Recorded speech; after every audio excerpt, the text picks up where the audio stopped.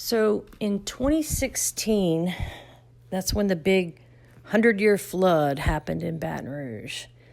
And my parents flooded. And in fact, Dad, that morning, so the area that my parents live in was the first part of Baton Rouge to flood. So nobody knew there was a flood coming, right? And Dad was like, man, the toilet in the front bathroom's backing up. He's trying to fix it. And then, oh my gosh, the toilet in the other bathroom's, backing up. And then he went to open the back door, the carport door, and water started flooding in. So I'm the only one that has access out. Angel and Jeff, my brother-in-law, and the kids, their house, their subdivision had started flooding. Their house didn't flood. Thank goodness they were high enough off the ground, but their whole subdivision flooded, so they couldn't get out. So I take off heading to Central. And the police stopped me, they're like, you can't go in. I'm like, I have to get my family out. And they said, okay, well, go in at your own risk. So I stopped at the front of the subdivision where my family was, well, Angel and Jeff and the kids, and they were wading through water. And our intent was to go get my parents out because at this point, my mom was now pretty much bedbound, wearing a diaper because of this addiction. And so we get to their house. And, it's shocking when we couldn't drive down Hooper Road. They lived out in Central. I had to park my vehicle out at the old Central Middle School, and we had to walk. Actually, I think we caught a ride. Was that before or after? Caught a ride on a high water SUV. I think we all did that. I can't remember.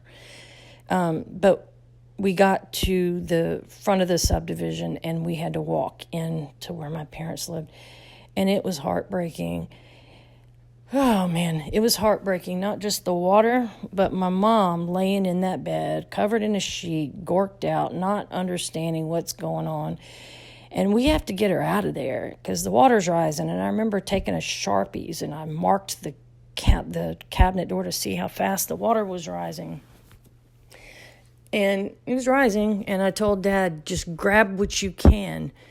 And you know what he did? He picked up a backpack and he just started laughing like, ha, ha, ha, ha. Like, I think that was a trauma response. It was bizarre. I'll never forget that. But I'm like, I think I told my niece, go help your pawpaw get his stuff together. Get what he can grab. Well, in the living room, they had a coffee table where the top of it kind of, I don't know what they're called. You pull the top up and it kind of extends up so it's sitting up about 2 feet. And I was trying to put all the pictures, because all their pictures just from over the years was in a cabinet in the bottom, in a bottom cabinet in the living room. And I mean they're about to float, right? So I was trying to get the pictures out, and I was setting them on top of the coffee table, and I elevated the coffee table thinking it's safe. So we go back in to figure out how to get my mom out. And I called 911. I said, look, I know you guys are busy, but we need a boat or, high water rescue. We need to get my mom out, and she's bedbound. And they said, they knew who I was, and they said, Stace, we're in the subdivision over. We'll be there shortly. And so I had already folded up her sheet, rolled it up, and at EMS, we called it a poo-haul, pick up and haul ass. That means you roll up the sheet and you around the person's body to where you can grab each corner, And we're almost to the point of doing that because the water's coming up. And then I hear a radio, and it was the fire department, thank goodness. But here's the sad part: as we were trying to tend to Mom, I at some point, the neighbors were out of town, and I don't know why, but we had to wait over next door to do something for the neighbors. And all I remember is wading through the water and getting to their door, and there were spiders everywhere. And I'm like, oh, hell no, we got to get back. Go. And you know how weird it is walking through water that you can't see. So I had a broom, and I was using the broomstick end of it, patting the ground, making sure I'm not going to step in a hole. It's a weird phenomenon to see everything underwater like that. So your landmarks they're not the same. It's strange. But we ended up getting her out, and but right whenever I came back from the neighbors, I walked in and all of the pictures were floating in the water. And I'm like, no. I mean, it was all of our family pictures just from childhood.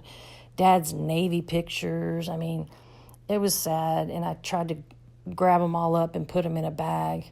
And yeah, those who ever have pictures that flood, use the freezer. Put them in the freezer. It does help salvage some of them. It helps you be able to peel them apart. But that was sad. So we got her out. We ended up, I think it was the fire chief or assistant chief that had pulled up at the end of the subdivision. We were able to get her in his car, and we were able to get down to my car. And so we got Angel and Jeff and the kids back to their subdivision where they waited back to their house. And I ended up bringing my mom home with me, mom and dad.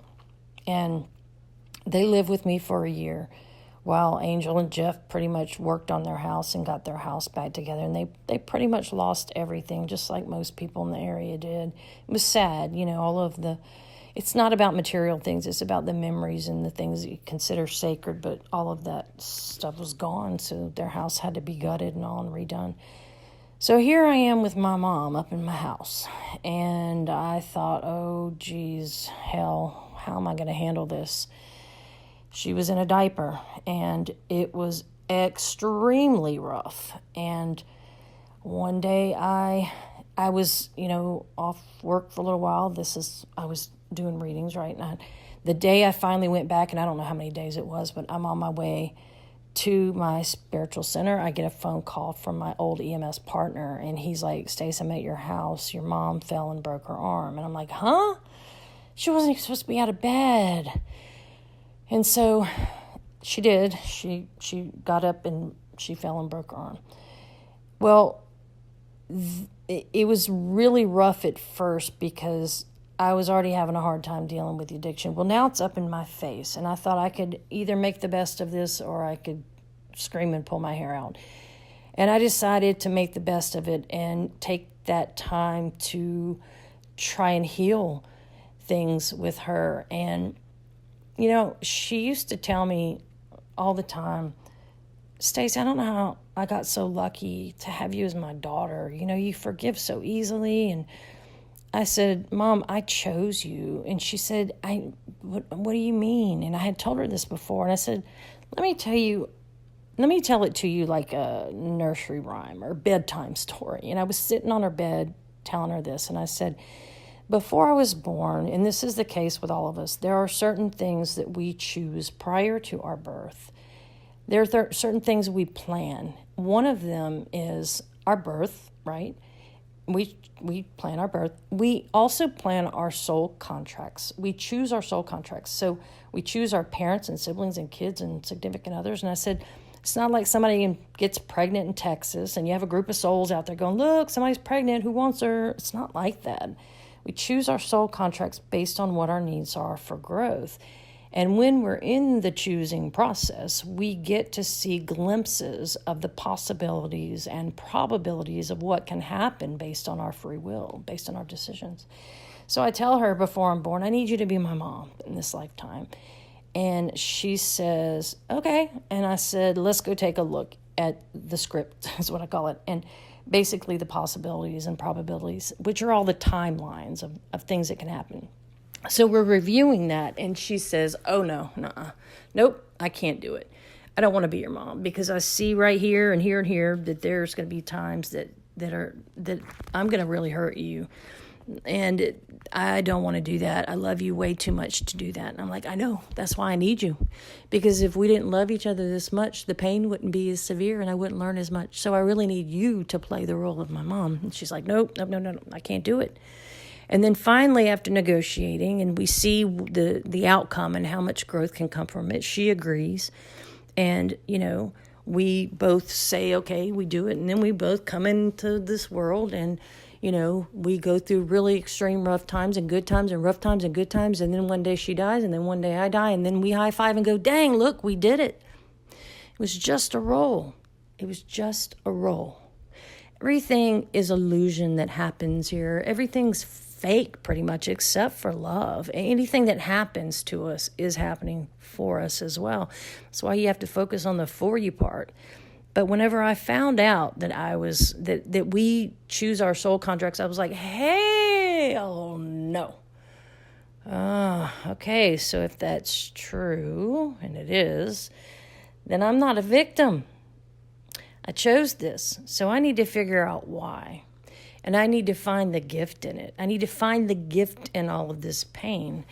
And when I do, then I'm winning, right? And so I told her that. I said, I needed you. I needed you to be my mom. And yes, things have been rough at times and things have been painful, but you do realize I chose you. I chose you as my mom because the love that we have for each other is so strong that the pain's going to match it. The pain matches the love. And if I didn't have that much love for you, the pain wouldn't be as strong and I wouldn't grow as much. So you see why I chose you and why you've been my greatest teacher. You love me more than anyone, and you can also push my buttons more than anyone, which is why I need you. We need people to push our buttons. That's how we see ourselves. That's how we see what we need to heal. When I told her that night sitting on her bed, she said, I think I finally get it. And she's like, you could see the wheels spin. And she said, yeah. And I said, you see what I mean, though? Like, I have no regrets. We do not learn when we're in a blissful, happy state, even though that's all we want to feel, but we don't. We don't just feel that. And when we're torn down and we have the rug ripped out from underneath us, that's where the growth comes in. That's why I always say when you're cracked wide open, that's where the light comes in, is through those cracks. You have no idea what light and love and God is until you have dark. You don't see the stars without it being nighttime, right? All those sayings. And it's true. We live in duality. So how do we learn and grow? We learn when we're knocked down. We learn when we're challenged. And being in a blissful state is something we can do in heaven. We don't have to do that here. We get periods of time where we feel that here, but that's not what we crave. We crave those experiences where we're really challenged, and that's when we're really living, right? And then, of course, we don't want to feel that, because who wants to feel pain? But when you can get through the pain and the suffering and step back and find the growth opportunity in it, that's when you're really, really thriving.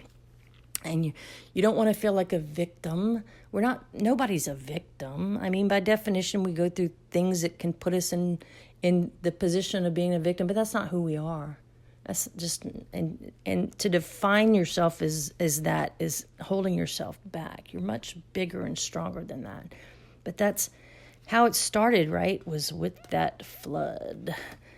That flood was one of the greatest gifts I've ever received. I wouldn't take it back for anything because of the opportunity I had to be with my mom, living with my mom for a year. It was awesome. All right, I'm going to start another one.